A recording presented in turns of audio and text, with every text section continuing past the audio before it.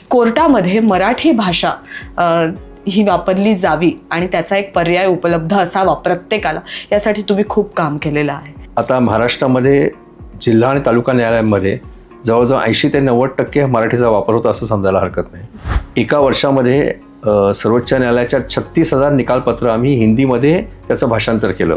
याचा मागचा उद्देश असा आहे की सामान्य माणसाला ती निकालपत्र कळली पाहिजे. कायद्याचं पालन हा आपल्या संस्कृतीचा अविभाज्य भाग झाला पाहिजे.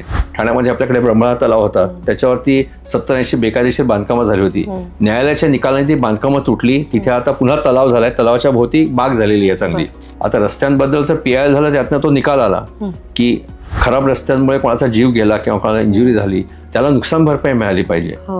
आता ह्या गोष्टी कोर्टालाच कळायला लागतात. आता काही वेळा त्याचा गैरवापर केला असेल, नाही असं नाही, पण त्याच्या बाबतीत पण त्याचे कायदे आहेत त्याच्याबद्दल. दुसरा भाग म्हणजे साध्या कारणाकरता लोकांना न्यायालयात जायला लागतं, हे दुर्दैवाची गोष्ट आहे.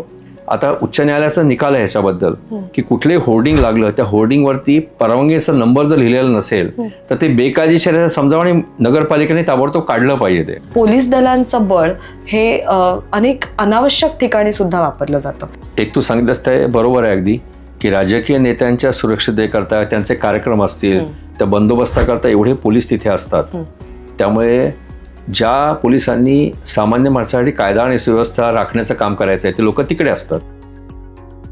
माझी तरी भूमिका अशी होती, मी न्यायाधीश असताना समजा पालन केलं नाही तर मी सरळ चीफ सेक्रेटरी किंवा त्या खात्याचे जे सेक्रेटरी असतात त्यांना समज काढून कोर्टापुढे पर्सनली हजर करायचो. ते केलं की सगळ्या गोष्टींची अंमलबजावणी होते. त्याबरोबर एक खूप छान एक गोष्ट सुद्धा घडलेली, ज्याचाही एक छानसा फोटो आमच्याकडे आहे, की तुम्ही एका कर्मचाऱ्याचं स्वागत सगळ्यांनी एका कॉरिडॉरमध्ये सगळे वकील, सगळे न्यायाधीश उभं राहून त्यांचं केलेलं आहे. त्या मागची काय कहाणी आहे?